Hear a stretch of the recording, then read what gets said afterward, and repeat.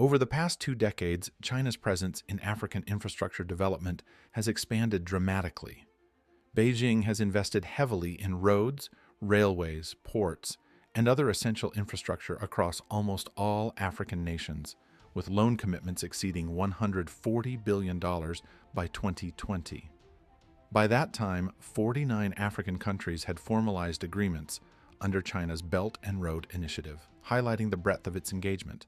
China-Africa trade has soared, rising from $11.67 billion in 2000 to an astonishing $257.67 billion, making China Africa's largest trading partner, eclipsing traditional allies like the UK and the US. Similarly, Chinese foreign direct investment in Africa surged, increasing from $75 million in 2003 to a peak of $5 billion in 2021. Critics in the West have coined the term debt trap diplomacy to describe China's African strategy, arguing that Beijing's loans for infrastructure projects create unsustainable financial burdens, allowing China to exert control. Examples such as Zambia and Uganda are frequently cited. Zambia, for instance, owes China approximately $5.05 billion, which accounts for about 30% of its total external debt, or nearly 20% of its GDP. Meanwhile, in Uganda, concerns have arisen that China might take control of Entebbe International Airport due to unfavorable loan repayment terms. However, this narrative is contested. Supporters of China's investments argue that they have led to significant infrastructure improvements and economic benefits for Africa. Chinese-built projects, including roads, railways, and telecommunications networks, have boosted connectivity and created jobs. Huawei, a Chinese tech giant, has expanded digital infrastructure in over 40 African countries, and major rail projects like the Nairobi-Mombasa Railway in Kenya have enhanced trade and bolstered local economies. Western critics argue that the long-term risks of Chinese loans outweigh their short-term benefits. They claim that the lack of transparency in these financial arrangements can jeopardize the financial stability and sovereignty of African nations. On the other hand, defenders of China's approach highlight the historical context of Western colonialism, contrasting it with China's focus on infrastructure development, an area long neglected by the West. In this video, we explore China's relationship with Africa and why many African nations prefer Beijing's partnership over Western aid. The United States and Europe have traditionally focused on aid-based interventions in Africa, emphasizing health, education, and poverty reduction, often tied to governance and human rights conditions. Western nations have provided substantial assistance during health crises such as the HIV, AIDS, and Ebola outbreaks. However, the disbursement of Western aid is often slow, partly due to these conditions. In contrast, China's involvement in Africa is primarily infrastructure-driven. Beijing has invested billions in roads, railways, ports, and energy projects as part of its broader Belt and Road Initiative aimed at improving global trade routes. By 2020, around 49 African countries had joined the initiative, reflecting China's vast influence.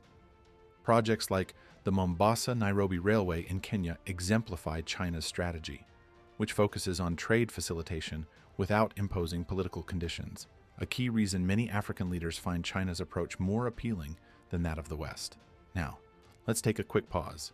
If you enjoy our content, please hit the like button, and if you have thoughts or feedback, feel free to leave a comment. Your engagement helps us grow. Thank you. African leaders have increasingly expressed a preference for China's development model, which prioritizes trade and infrastructure over traditional aid. They argue that this approach is better aligned with their long-term development goals, as it fosters economic growth and reduces dependence on foreign assistance. Many leaders across the continent appreciate China's treatment of African nations as equal trade partners, in stark contrast to the donor-recipient dynamic typical of Western aid. China has been involved in several transformative infrastructure projects across Africa. In Kenya, the Mombasa-Nairobi Standard Gauge Railway, completed in 2017 with Chinese financing, has significantly improved transportation efficiency. The 480 kilometers railway reduces travel time between the two cities from over 10 hours to just 4.5 hours for passengers and under 8 hours for freight. This $3.8 billion project has bolstered Kenya's economy by facilitating trade and creating thousands of jobs. In Ethiopia, the $4 billion Addis Ababa-Djibouti Railway, completed in 2016, has reduced transportation time between the Ethiopian capital and the port of Djibouti from over 3 days to under 20 hours. Funded and built by China, the railway has lowered shipping costs, boosted trade, and contributed to regional integration.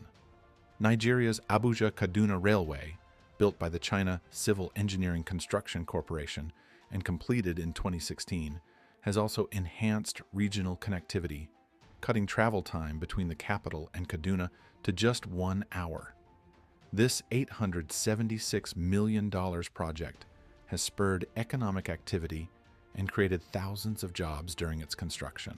In the post-colonial era, Western nations, primarily through institutions like the IMF and World Bank, initially supported African infrastructure projects. However, by the 1960s and 1970s, Western support shifted toward social services, leaving much of Africa's colonial-era infrastructure in disrepair. China's engagement with Africa during the mid-20th century was rooted in political solidarity, as it supported African nations in their struggles for independence. A notable example of this is the construction of the Tanzania-Zambia Railway in the 1970s, which symbolized China's commitment to non-colonial development. Since the 2000s, modern Chinese investments in Africa have grown dramatically. Leveraging its surplus capital and infrastructure expertise, China has sought to meet Africa's development needs. Between 2000 and 2022, China-Africa trade skyrocketed, making China the continent's largest trading partner. Chinese investment surged in key sectors such as mining and construction, while Chinese lenders extended approximately $170 billion in loans to African countries during this period. Significant projects include Ethiopia's Grand Renaissance Dam, which, once completed, will be Africa's largest hydroelectric dam, and major mining ventures in Zambia, where Chinese companies have heavily invested in copper extraction. In response to China's growing influence, the West has launched initiatives like the European Union's Global Gateway and the United States Build Back Better World. These programs aim to counterbalance China's infrastructure investments by offering alternative financing options that emphasize transparency, governance, and sustainability. The Global Gateway seeks to mobilize 300 billion euros by 2027 for digital energy and transport projects, while Build Back Better World focuses on addressing global infrastructure gaps, particularly in areas like climate, health, and technology. However, some view these initiatives as slower and less impactful compared to China's centralized and rapid investment model. African perspectives on these Western initiatives are mixed. While some African leaders welcome the efforts, there is also skepticism due to concerns that these programs may perpetuate neo-colonial dynamics. Many see China as a more pragmatic partner, offering fewer political conditions and a faster pace of development. The challenge for Western nations will be to provide more competitive and locally tailored solutions that meet Africa's infrastructure needs without replicating patterns of dependency from the past.